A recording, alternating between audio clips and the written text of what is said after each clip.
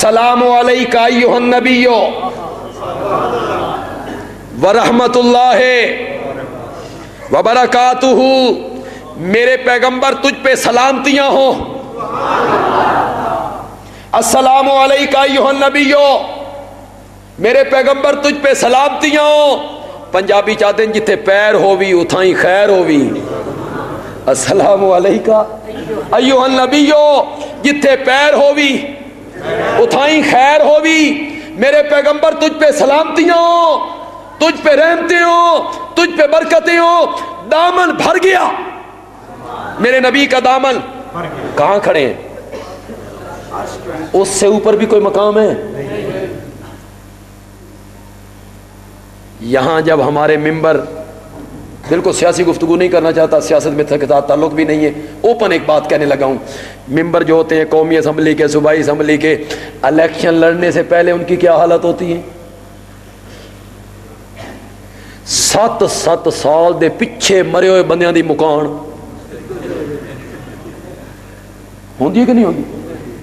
پھر ایک ایک کو کہتے ہیں ہم آپ کے خادم ہیں، ہم آپ کے خادم ہیں۔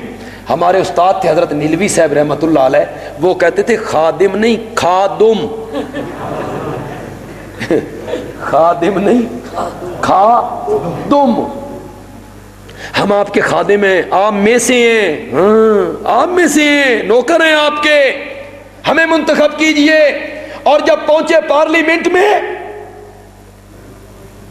ہلکا یاد تے جب بن گئے وزیر، ووٹر یاد، دنیاوی عزتیں ملنے لگی، عہدے ملنے لگے، کرسی ملنے لگی، قوم بھول گئی میرا نبی کھڑا ہے عرش کے پاس، نعمتیں ملنے لگی، سلامتیاں ملنے لگی، جھولیاں بھرنے لگی، اور میرا نبی جواب میں کہتا ہے مولا سلامتیاں صرف میرے تھے نہ میرے اللہ، السلام علینا،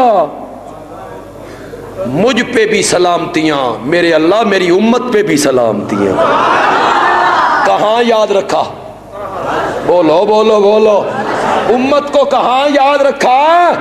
السلام علینا وعلی عباد اللہ الصالحین۔ یہ عباد اللہ الصالحین کون ہے؟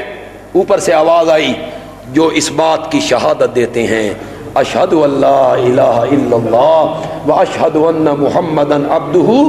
یہ جو اللہ اور نبی کے درمیان گفتگو ہو رہی ہے، اللہ نے اس گفتگو کو ہماری نماز کا حصہ بنا۔ اب یہ اعتراض ختم ہو گیا، بھئی اگر نبی حاضر ناظر نہیں تو السلام علیکم ایھا النبی کیوں پڑھتے ہو؟ ہم السلام علیکم ایھا النبی پڑھتے ہیں بطور حکایت۔ یہ اصل میں گفتگو کہاں ہوئی تھی؟ اللہ نے کی تھی اپنے نبی سے، اس کو بطور حکایت ہم کہاں پڑھتے ہیں؟ اس یا سے حاضر ناظر ثابت نہیں ہوتا حضرت، جتھے یا آوے ہوتے حاضر ناظر۔ یا ایھا الذین آمنوا،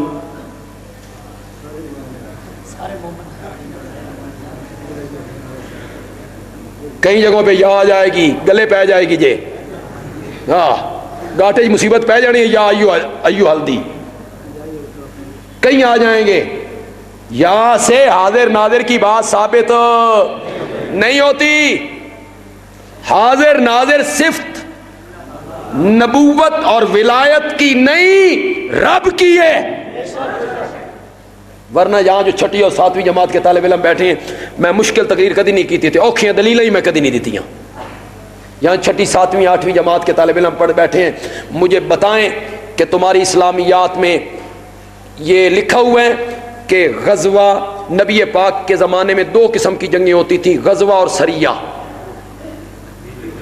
لکھا ہوا ہے کتابوں میں، غزوہ اور سریہ، کیا فرق ہے؟ کرو، غزوہ کسے کہتے ہیں اور سریہ کسے کہتے ہیں؟ نبی پاک کے زمانے میں جو 2 جنگیں ہوتی تھی ان کے 2 نام ہیں، غزوہ سریہ۔ غزوہ کسے کہتے ہیں؟ جس میں نبی پاک بنفس نفیس، اس کو کیا کہتے ہیں؟ اور جس میں آپ نہیں گئے، صحابہ کو بھیج دیا، اس کو کیا کہتے ہیں؟ سریہ۔ اگر نبی پاک ہر جگہ حاضر ناظر ہیں تو سریہ تو ہونا ہی نہیں چاہیے، سارے ہی غزوے ہونے چاہیے تھے۔ یہ تو 6ویں جماعت کی کتاب ہے، لکھا پیا، مولویوں نے کیوں نہیں سمجھ آئی؟ یہ بھی کوئی مسئلہ ہے مشکل کہ نبی حاضر ناظر ہے؟ حاضر ناظر ہے تو معراج کا ہے کا؟ قرآن میں صورتیں مکی مدنی، کیا مطلب ہے مکی مدنی کا؟ بھیجنے والا اللہ ایک، لانے والا جبریل ایک، جس پہ نازل ہوئی وہ شخصیت ایک، کچھ مکی بن گئی کچھ مدنی بن گئی، بولو۔ اور اگر ہر جگہ حاضر ناظر ہو تو مکی مدنی کیسی؟ اگر آپ ہر جگہ حاضر ناظر ہیں تو مکی مدنی کیسی؟ حاضر ناظر ہونا صفت کس کی ہے؟ ہر جگہ ہر ایک کو سننا اور ہر ایک کو دیکھنا، یہ صفت صرف اللہ کی ہے۔ تو نبی پاک سے بڑھ کے محسن کوئی نہیں، وہاں یاد رکھا۔ چلو تاریخی بات تو تاریخی، تھوڑی سی سیرت کی بات ہے۔ نبی پاک کا آخری وقت جب آیا تو آپ 13 دن بیمار رہے۔ کتنے دن؟ اور بیماری اتنی شدید تھی کہ کچھ وقت ایسا آتا تھا کہ آپ ٹھنڈے پانی میں ہاتھ بھگو بھگو کے سینے پہ ملتے تھے، مشکیزیں اپنے سر پہ ڈلواتے تھے، کبھی چادر منہ پہ کر لیتے تھے، کبھی ہٹا دیتے تھے، اور کبھی پاؤں پھیلا دیتے تھے، کبھی سکیڑ دیتے تھے، حتیٰ کہ آپ نے فرمایا اللہم اعنی علی سکرات الموت، میرے اللہ موت دیاں تلخیاں سہ سہ کے تھک گیا، میرے اللہ موت دیاں سختیاں سہن تے میری مدد فرما۔ دعائیں مانگنے لگے۔ شدت جو تھی، حضرت عائشہ کہتی ہیں اس سے پہلے جب میں کبھی سنتی تھی نا فلانا بندہ ٹردیاں ٹردیاں مر گیا تو ستیا ستیا مر گیا، میں کہتی تھی کتنی چنگی موت ہے جی، کوئی تکلیف ہی نہیں ہوئی۔ لیکن جب میں نے نبی پاک پہ آنے والی شدت کو دیکھا تو میں نے کہا اگر آسانی کے ساتھ روح نکلنا کوئی اچھی بات ہوتی تو سب سے زیادہ آسانی کے ساتھ روح تو آمنہ کے لال کی نکلتی، لیکن یہاں شدت ہے، بیماری ہے، 13 دن تکلیف ہے۔ آخری دن آیا، جبریل آ گئے، دروازے پہ دستک ہوئی، کون ہے؟ جبریل نے کہا یہ وہ ہے جس نے کبھی کسی سے اجازت نہیں لی، لیکن اللہ نے اس کو کہا ہے میرے نبی دے گھر چ پیر نہیں رکھنا جدوں تائیں میرے نبی کول پوچھ نہیں لین۔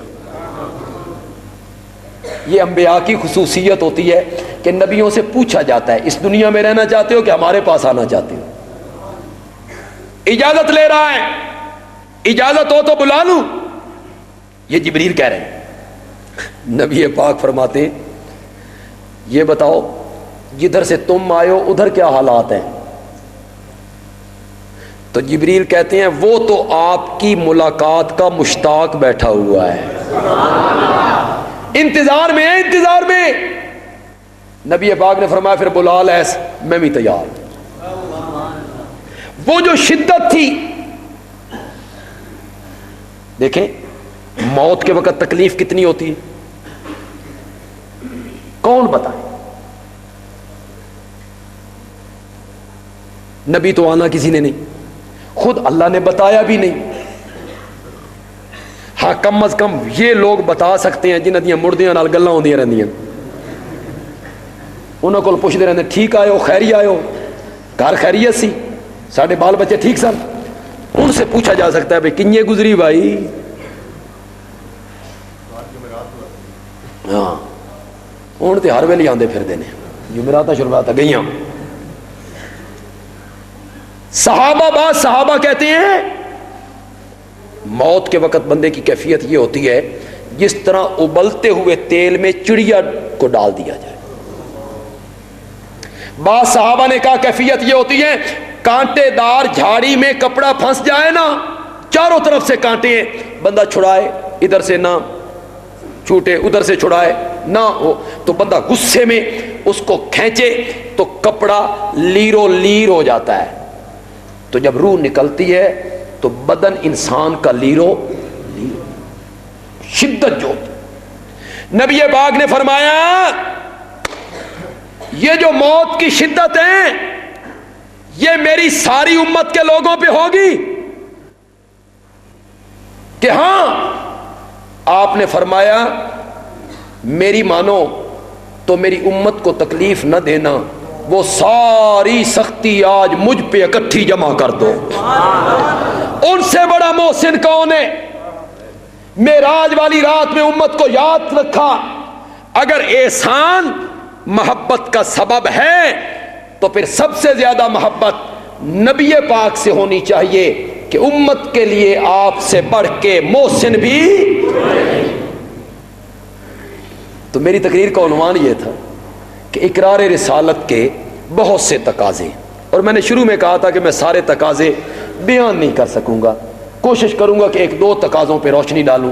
صرف میں ایک تقاضا آپ کے سامنے بیان کر سکا، اور پہلا تقاضا اقرار رسالت کا یہ ہے کہ ایک کلمہ پڑھنے والے کو ساری دنیا سے بڑھ کے محبت کرنی چاہیے حضرت محمد الرسول اللہ صلی اللہ علیہ وسلم سے، اور یہ عقل کے عین مطابق ہے کہ محبت کے جو تینوں سبب ہیں وہ تین کے تین سبب نبی پاک کے وجود میں موجود ہیں۔ اللہ تعالیٰ عمل کی توفیق عطا فرمائے۔